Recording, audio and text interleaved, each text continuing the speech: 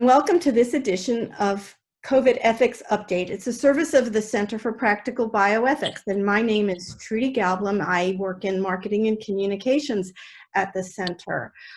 Today we're going to talk a little bit about testing for COVID-19.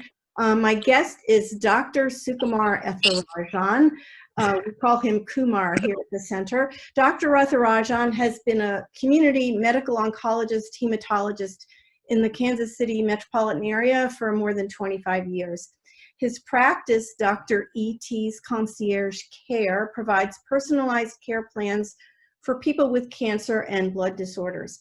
Dr. Ethirajan also serves on the Center for Practical Bioethics Board of Directors. And I think I want to start out today by having Dr. Ethirajan share with us a little bit how he first got interested in the whole issue of COVID-19 testing. Well, thanks, Trudi. Pleasure to weigh in on as much as I can. I have been a medical oncologist in practice almost 27 years now in the Kansas City area. And my primary obligation is to my few thousand cancer patients I take care of.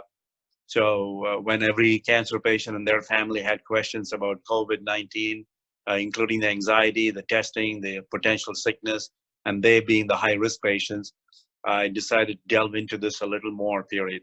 I, by background, was a clinical pathologist before I became an oncologist. So I have some clinical pathology training from the AIDS era when we tested and we were floundering with the initial testing before we got up with the proper testing in the blood banking area. So I have some experience, and I looked at it with those glasses to some extent. So since then, I found that the significant factors, so I delved into the science part of it first.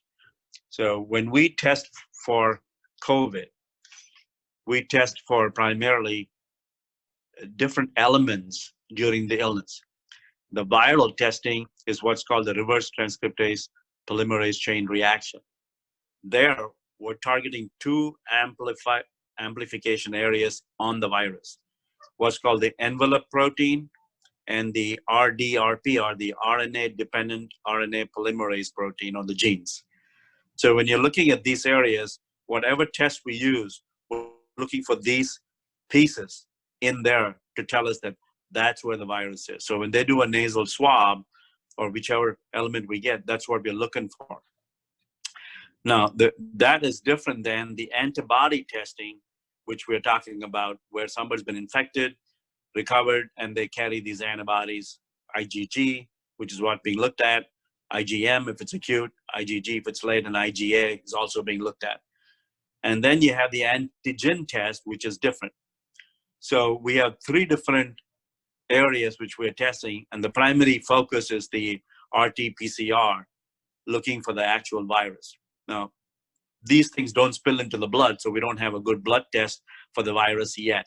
So the antibody test is in the blood, the serology, they call it, the virus test is in the nasal swab or oropharyngeal swabs, antigen test is in the blood, so on and so forth. So the numerous nuances in this whole test scene alone. Okay, so let me start with the, so I went through the science behind it. Though we follow the hygiene and hand washing and social distancing, screening, masks, etc., what I have done in my practice, moved to telemedicine initially to keep them out of the office. And then over time, I've learned more into these. The swabs has to be done by the most trained personnel. We have science to show that some swabs from the, for example, saliva or buccal are not as reliable as the nasopharyngeal swabs, or what's called mid-turbinate swabs. And I'm going to give you a little more science, and then we'll go into the ethical issues. So the person out there in front has to be trained. The kit has to be available. The swab has to be available. The person up front has to have proper protective equipment, because if you tickle the back of the throat and they cough onto you, that's secretions all over the place. So you need proper guidance there. We didn't have all that. We just we were thrown into this, and we're learning as we go. So the major centers, which includes the hospitals, emergency rooms, have been the ones defining it as we go. But what's happening as we learn more about this is the ones who are getting sick are only tip of the iceberg. The large majority of people out there who are not sick, or if they're sick, they're not showing themselves. So I looked into the data, and now we have a little more data as it evolves. So as I mentioned, swabs versus blood testing, and then we get into the platforms for testing, who's making which equipment, and then the turnaround times. What happens to these samples? Are they stored? Are they transported? And then when they do get transported, how long does it take for a turnaround time? And then the CDC guidelines. So there's multiple nuances in the whole testing process. It's not as simple as we think it is going to a blood test in the lab. Now, the ethical issues. So we threw all these at the hospitals, and we didn't have enough training or support, and whoever was there was able to handle it. We're much better now. I'll give you examples of the local systems in Kansas City. Initially, we're only testing people who are very sick. And then they tested people who were coming in with illness to see if they can send them home. And then they tested people, personnel. And now we're testing everybody who comes into the hospital for any procedure. All these are in limited areas with data and progress, but we're not doing testing all over the place yet. To get on top of this, we need a high test rate, right? So that's where these meat plants, which are a focus, or nursing homes, which are a big focus, hospitals being one, these are hotspots. So our testing has gotten better, but our testing is nowhere where we should be yet. So let me give you a test rate in Johnson County, 21.5, and that is per 1,000. And in Ford County, where one of the meat plants is, or not one, there's more than one, they have a testing rate of 108. So that averages Kansas to 22.86. That's good, but that's not good enough. So, and that has lots of limitations. It may be because we don't have enough personnel to understand, we don't have enough swabs, transportation, platforms, a variety of issues. We haven't delved into that because right now it's dictated by panic. So we have Department of Health telling them this is what you need to do, hospitals deciding what they can do within their means, and then we have other businesses trying to do. End of the day, this is what's going to dictate our reopening and the fear of living versus fear of dying. If you really look up fear of dying from this disease, the death rate or mortality rate benchmark used is Germany, 4.5%. US is about 6%. Today, if someone gets tested and is positive, the chance of going to the hospital and then being in the hospital, then being in the ICU, then dying from it, that number is very, very small. But you won't know that till we get everybody tested. Because everyone's fear is, I'm going to get this bad disease, I'll be on a ventilator and I'll die.